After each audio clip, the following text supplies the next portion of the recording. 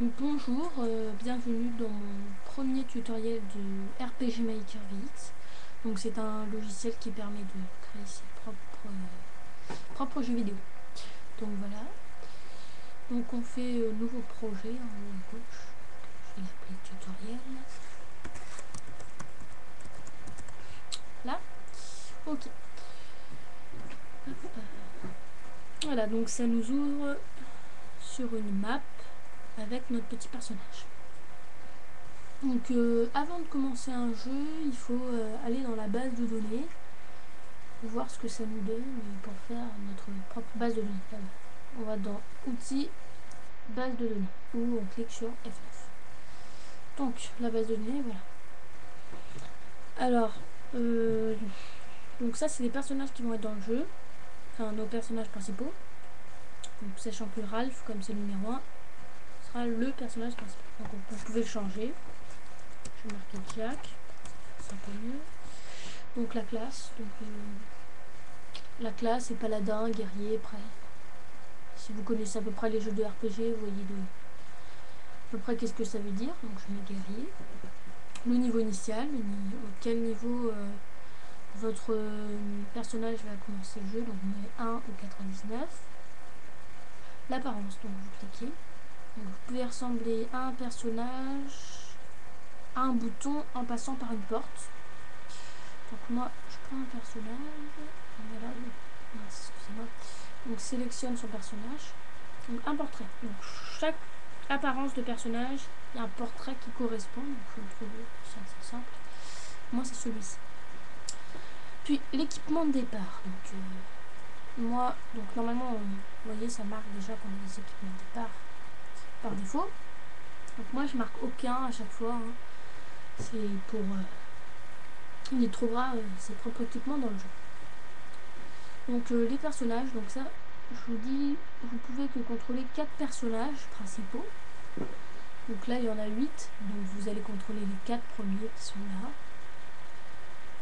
Et dans le jeu on peut en faire partir de l'équipe parce qu'ils meurent ou en faire venir.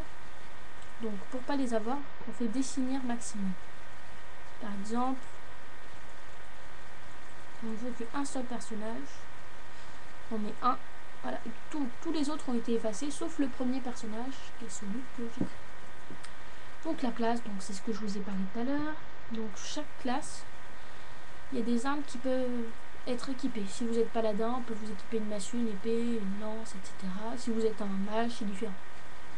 Pareil pour les armures. Donc le niveau de progression. Donc le niveau de progression, c'est quand vous arrivez à un nouveau niveau, niveau 2 par exemple. Là, vous gagnez un pouvoir. Donc le paladin au niveau 7, il gagne agilité. Au niveau 9, la foudre. Donc le paladin, c'est pas vraiment un magicien, mais si vous mettez un mage, il gagne le feu, la glace, il gagne beaucoup plus de trucs. Voilà, donc vous pouvez aussi créer vos propres classes. Modifier maximum, pour l'instant il y a 8 classes, donc vous appuyez ici, modifier maximum. Vous mettez 9. Et vous faites une classe vide. Voilà. Vous marquez le nom de votre classe, donc je marque la rebelle. Donc là vous avez créé une nouvelle classe. Vous choisissez les armes équipables, les armures équipables et la progression de compétences. Donc pour la progression des compétences, vous cliquez, vous choisissez le niveau, vous choisissez l'attaque et voilà. Donc vous faites ça au fur et à mesure. Les aptitudes, donc c'est toutes les compétences, donc vous pouvez en créer vous-même. Les objets, c'est des objets du jeu, les potions, super potions, vous pouvez faire des commentaires et vous pouvez en créer vous-même.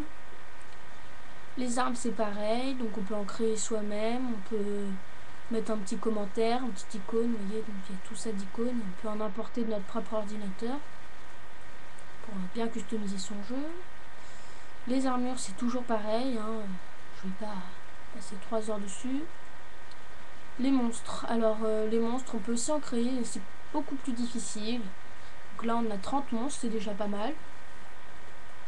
Les groupes, alors les groupes c'est comment les monstres vont apparaître. Par exemple les slims apparaissent toujours à 2. Mais vous pouvez faire en sorte que les slims apparaissent que à 1. Vous prenez un slim, voilà, et vous le supprimez. Donc là, il n'y aura qu'un seul slim, et au lieu de slim 2, vous marquez slim 1. Voilà. Vous pouvez faire tester combat pour voir ce que ça donne, etc. Les états, donc c'est la mort, le poison, tout ce qui peut vous arriver lors d'un combat. Animation, donc à chaque fois qu'il y a un combat, une attaque, il y a une animation, donc je vais vous montrer. Donc vous pouvez créer vos propres animations. Là c'est assez difficile, je pense que c'est ce qui est le plus difficile. Vous faites attaque coup de poing, donc vous faites tester l'animation. Voilà, ça donne ça. Donc on peut en fabriquer plein, donc on voit détailler chaque mouvement de l'animation. Les événements communs, je passe, c'est un petit peu difficile. Donc, voilà. Système. Alors système, donc c'est système. Donc, voilà. Par exemple, vous avez créé plusieurs personnages dans Perso. Vous pouvez choisir qui seront les personnages qu'il y aura au début du jeu. Bah moi il y en a que, comme j'ai créé qu'un seul personnage, bah il n'y aura que Jack, mais par exemple si vous avez créé 3 personnages, vous pouvez choisir qu'il n'y en ait qu'un qui soit là au début du jeu et que les autres le rejoindra plus tard dans l'équipe. Donc vous pouvez créer aussi des attributs avec modifier maximum, il y en a 16, vous mettez 17, vous créez vos attributs.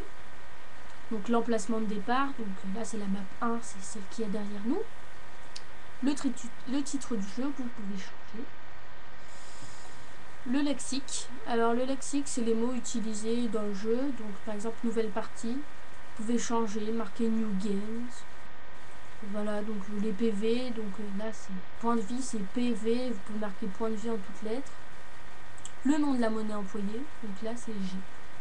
Quand vous avez terminé tout ça, vous faites appliquer OK. Donc voilà, donc c'est tout ce qu'il fallait faire avant de commencer votre jeu vidéo. Donc je vous remercie d'avoir écouté ce petit tutoriel sur la base de données et à bientôt pour un nouveau tuto.